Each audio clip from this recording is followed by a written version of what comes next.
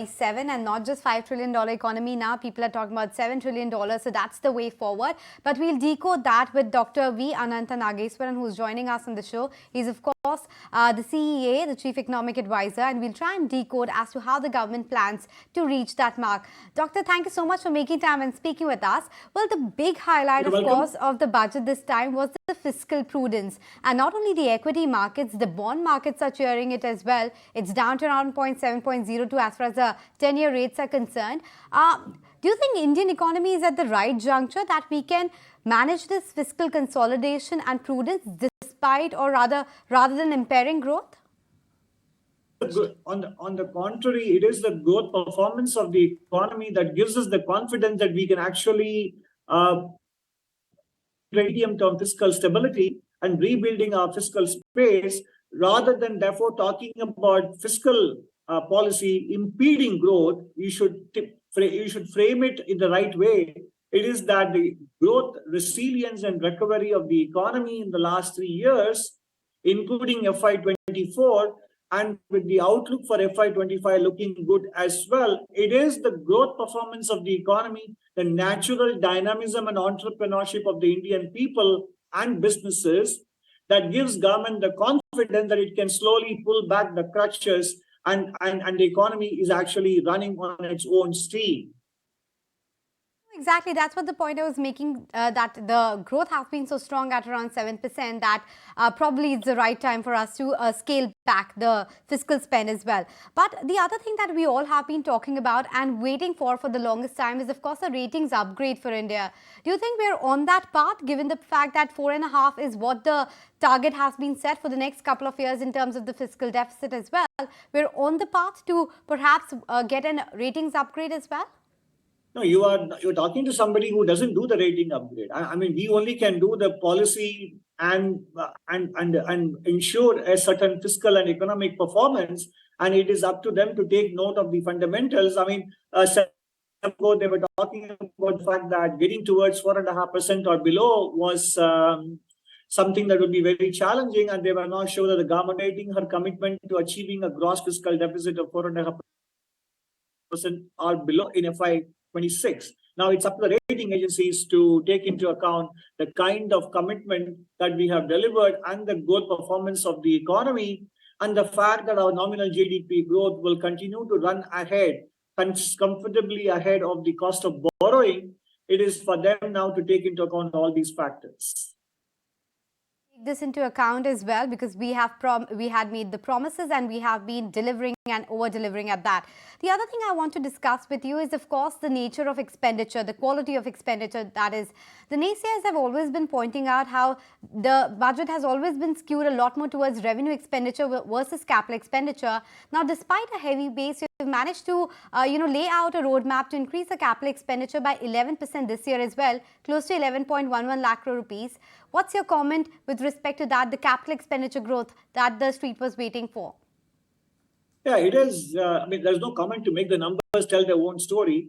Capex is growing at 11% to something like 11,111 crores of rupees, and includes another one, and includes 1.3 lakh crore rupees for states to spend during the current during the upcoming financial year.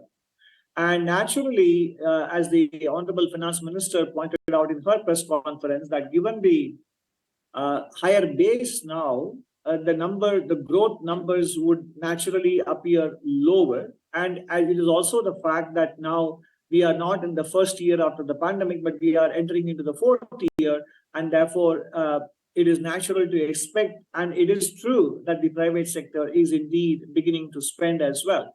But the government, given the current development status of the economy and our aspirations going forward, will continue to have a big significant role to play in infrastructure development. The other thing I wanted to highlight was what the comments a few brokerages have made, and that's regarding the conservative estimates when it comes to the receipt side, which is actually quite a bit of positive. Would you concur with the view that whether it's divestment, whether it's tax receipts, it's a bit more on the reasonable and conservative side? Yes, I mean, that has been the hallmark of the Honorable Finance Minister and this government under the guidance of the Honorable Prime Minister, to focus on fiscal prudence through demonstrating credibility. And credibility comes from not having to scramble in the last few months to meet unrealistic numbers, but to basically strive to give realistic promises and exceed them when it comes to actual delivery. And this has been the hallmark in the last 4 or 5 years, and this budget continues that trend.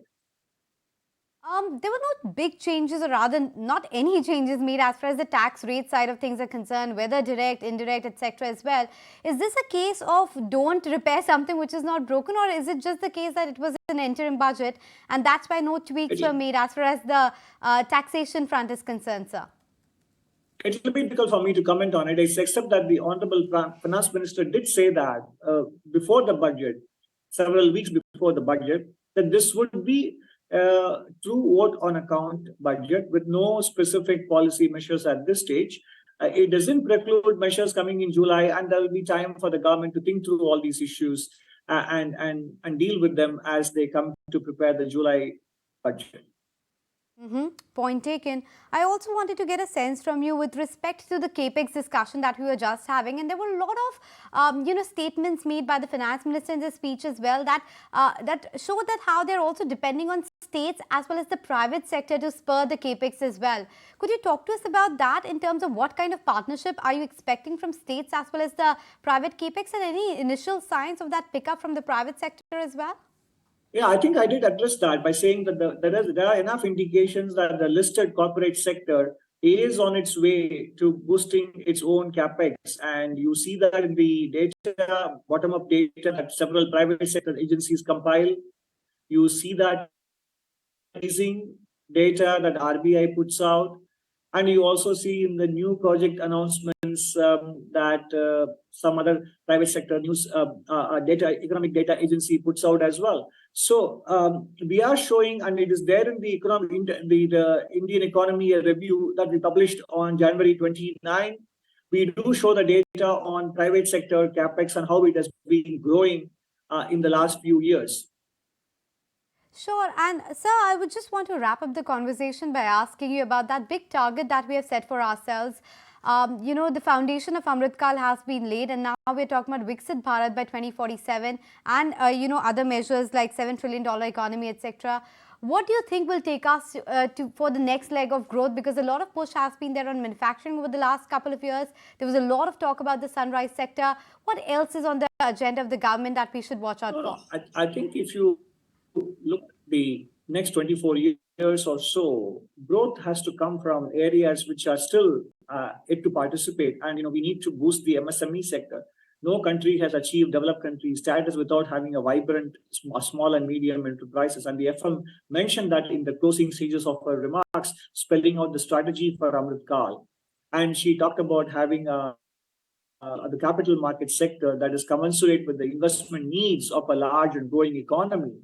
And then she spoke about basically taking care of the 4 castes, Garib, Yuva, Nari, and Annadata, and mentioned several initiatives that have been taken to address the needs and aspirations of these 4 segments. And that will also propel growth. At the end of the day, areas that we need to focus on, such as ensuring the health of our young population, given the various distractions they face and the inducements that they get for consuming unhealthy food and maintaining a life of sedentary activity, etc. Those have to be tackled. And then we have issues of skilling, 21st century, accommodating the inroads that artificial intelligence might pose, and also vocational training, boosting the share of manufacturing in the economy, allowing the absorption of surplus agricultural labor, and also focusing on land reforms, labor market reforms. And all these things actually are predominantly in the domain of states. So that is why the Honorable Finance Minister also mentioned in her last remarks towards the end of her speech that there will be a new process of consultation, consensus built with the state governments and the stakeholders on these reform areas. And those are the ones that will propel the economy forward towards developed country status by 2047. And we are watching out for that roadmap. Thank you so much, Doctor, for making time and speaking with us. Appreciate your time on ET Now today. Thank you. But